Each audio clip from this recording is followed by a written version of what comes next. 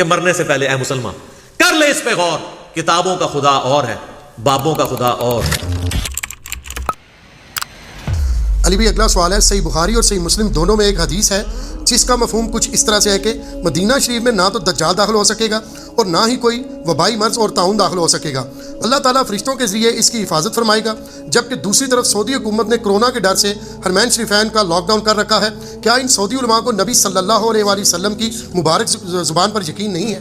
یہ جو آپ نے حدیث بیان کی بخاری مسلم دونوں میں موجود ہے کہ جو دجال ہے وہ مکے اور مدینے دونوں میں داخل نہیں ہوگا، اور بخاری مسلم میں مدینہ شریف کے لیے اسپیسیفکلی ہے کہ وہاں پہ طاعون کا مرض بھی نہیں آئے گا. لیکن اس کا تعلق قرب قیامت کے ساتھ ہے، یہ جنرل نہیں ہے کہ مکہ مدینہ میں کوئی فتنہ ہی نہیں داخل ہو سکتا، کوئی وبائی مرض نہیں داخل ہو سکتا. ایسا نہیں ہے، کیونکہ اگر یہ چیز مان لی جائے تو کئی اور احادیث کا انکار لازم آئے گا. بخاری مسلم دونوں میں حدیث ہے، نبی علیہ السلام نے اپنی وفات سے کچھ عرصہ پہلے ممبر پہ چڑھ کے خطبہ دیا اور کہا اے انصار مدینہ، میں اپنے بعد تم پر فتنے اس طرح ٹوٹتے ہوئے دیکھ رہا ہوں جیسے آسمان سے بارش کے قطرے گرتے ہیں. تو آپ کو دکھا دیا گیا تھا کہ آپ کے بعد آل امیہ کیا کام ڈالے گی ان کے ساتھ. واقعہ ہررا نہیں ہوا جس میں ہزاروں صحابہ اور تابعین قتل کروائے یزید نے صرف اس بات پہ کہ حضرت حسین ابن علی کی شہادت کے بعد اہل مدینہ نے یزید کی بیعت توڑ دی تھی کہ اب ہم اس کی بیعت کیوں آگے لے کے چلیں. تو مدینے پہ اس نے چڑھائی کی. اور یہ سر سٹوری شریف نہیں ہے، مسلم شریف میں ہے. بخاری شریف کے اندر کتنی حدیث ہیں، میں نے کربلا والے ریسرچ پیپر پہ ان کے نمبرز دیے ہیں. نبی علیہ السلام تو خود بتا رہے ہیں کہ اہل مدینہ کے ساتھ ظلم ہوں گے. حتیٰ کہ صحیح مسلم میں حدیث ہے، نبی صلی اللہ علیہ وآلہ وسلم فرمایا جس نے مدینے کی مصیبتوں پر اور تکالیف پر صبر کیا، مدینے کی بھوک کو برداشت کیا، قیامت والے دن میں اس کا شفیع بنوں گا. تو یہ تو ساری تکلیفیں آنی ہیں. صحیح مسلم میں یہ بھی حدیث ہے، بخاری مسلم بلکہ دونوں میں نبی علیہ السلام نے فرمایا کہ ایک زمانہ آئے گا کہ جب شام فتح ہوگا تو لوگ دوسرے علاقوں میں چلے جائیں گے، مدینے کی تکلیف کو برداشت نہیں کریں گے. کاش وہ جانتے ہیں مدینے ان کے لیے بہتر ہے، مدینہ چھوڑ کے چلے جائیں گے. تو جو مدینے میں رہا اور مدینے کی بھوک اور تکلیف کو برداشت کیا، میں قیامت والے دن اس کی شفاعت کروں گا. سبحان اللہ. حتیٰ کہ جامعہ ترمذی میں حدیث ہے تم میں سے جس سے ہو سکے تو مدینے میں مرے، یعنی اپنی سکونت مدینے میں رکھے.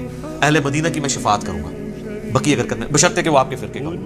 ہاں میں تو نالت اور پاکی دیا گا، کیونکہ شیخ زکریہ کاندلوی فضائل اعمال والے بقی غرقت میں دفن ہیں، بریلوی الٹا بھی آپ لٹک جائیں کبھی نہیں مانیں گے کہ وہ ان کو شفاعت ملنی ہے. اور الیاس قادری صاحب کے پیر و مرشد ضیاء الدین مدنی وہ بھی وہاں پہ دفن ہے، جو بندیوں کے سامنے الٹے لٹک جائیں وہ نہیں مانیں گے ان کو شفاعت ملے گی، یعنی آپ کے فرقے کا ہوا. سب کہانیاں اپنے اپنے بابوں کو بچانے کے لیے. اچھا ایک اور بات میں میرے بھائیوں ایڈ کر دوں اس حوالے سے کہ یہ جو مدینے میں طاعون والا مسئلہ ہے، تو مکے کے بارے میں بھی یہ حدیث ہے کہ وہاں پہ دجال داخل نہیں ہوگا.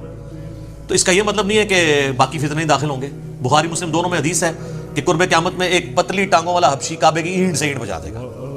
مسلم شریف میں کئی ایک احادیث ہیں کہ یزید کے دور میں عبداللہ ابن زبیر کو شہید کرنے کے لیے یزید نے جو فوجیں بھیجی، انہوں نے خانہ کعبے کے اوپر منجنیق سے پتھراؤ کیا، غلاف کعبہ جل گیا، ایک دیوار ڈیمیج ہو گئی. اس کے بعد پھر عبد الملک بن مروان کے دور میں حجاج بن یوسف نے دوبارہ چڑھائی کی جس میں عبداللہ ابن زبیر کو شہید کیا گیا. مسلم شریف میں حدیث ہے ان کی لاش جو ہے وہ یہودیوں کے قبرستان میں پھینکوا دی، پہلے لٹکا کے رکھی دروازے کے ساتھ عبرت کے لیے. نعوذ باللہ.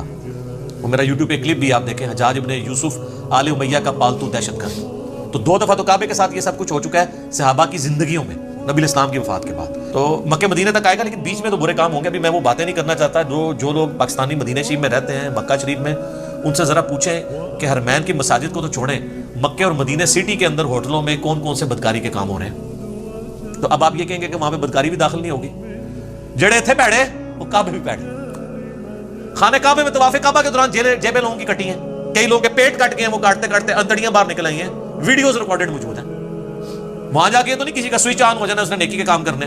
بھیک مانگنے والے تو کئی دفعہ طواف کعبہ میں مجھے نظر آئے ہیں بیٹھے ہوئے، جو زیادہ تر پاکستانی بھیک مانگ رہے ہیں.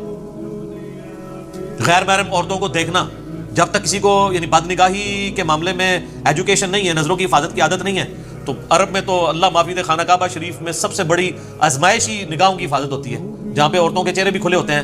احرام کی عادت میں تو بخاری میں حدیث ہے نا کہ چہرے پہ کوئی چیز نہیں ڈالنی، ہاتھوں میں دستانے نہیں پہننے، عورتوں کے لیے بھی مردوں کے لیے بھی، وہ بھی آزمائش بنی ہوئی ہوتی ہے. تو یہ چیز چھوڑ دیں کہ جی وہاں پہ لوگ سمجھتے ہیں کہ پتہ نہیں وہاں پہ کوئی اسپیشل پروٹیکشن نہیں. اس طرح کی اسپیشل پروٹیکشن قرب قیامت میں، اس سے پہلے امت میں یہ سارے معاملات چلتے رہیں گے. میں نے آپ کو بتایا نہیں، پچھلے دنوں بی بی سی والوں نے باقاعدہ پوری رپورٹ بنائی ہے کہ وہ آب زمزم کی لائنیں تھیں یا وہ لیک کی تھیں، یا پھر آب زمزم کا جو کنواں ہے اس میں سیوریج کا پانی داخل ہو گیا تھا، تو آب زمزم کا پانی کنٹامینیٹڈ واٹر بن گیا تھا. وہ تو پھر سعودی حکومت نے اس کو سیٹل کروایا. یہاں پہ لوگ کہتے ہیں جی زمزم کا ایک قطرہ دوسرے پانی میں ڈال دیں، وہ سارا جناب متبرک ہو جاتا ہے. حالانکہ گٹر کا پانی کا ایک قطرہ زمزم میں ڈل گیا تو وہ بیماریوں والا بن جائے گا. اللہ کو نے دنیا کے معاملات کو فزیکل فنامنا کے ساتھ چھوڑا ہے. تو اس لیے ان احادیث کو مس کوٹ نہ کیا جائے، احادیث کا علم حاصل کریں، کانٹیکسٹ کے ساتھ چیزوں کو دیکھیں. اور یہ بھی یاد رکھیے گا بخاری مسلم میں حدیث ہے جو کوئی طاعون کے مرض میں یا کسی وبائی مرض میں مر گیا تو نبی علیہ السلام نے کہا میں نے اللہ سے اسپیشل دعا کی ہے کہ اللہ تعالیٰ اس کو شہادت کا درجہ عطا فرمائے گا. ٹھیک ہے. سب سے بڑی بات تو ہے کہ انڈیا پاکستان بنگلہ دیش میں کروڑوں لوگ کہتے ہیں امام کعبہ کے پیچھے نماز نہیں ہوتی، تو ان کے لیے تو سب سے بڑا فتنہ جو ہے وہ مکے اور مدینے کے امام ہے جو وہاں پہ کھڑے ہیں جن کے پیچھے وہ کہتے ہیں نماز نہیں ہوتی ہے. کورونا سے بڑا فتنہ ان کو سمجھتے ہیں. ہاں کیونکہ کورونا سے آگے پھر بھی ٹوٹ جانا، وہ کہتے ہیں ایک تو جان گے.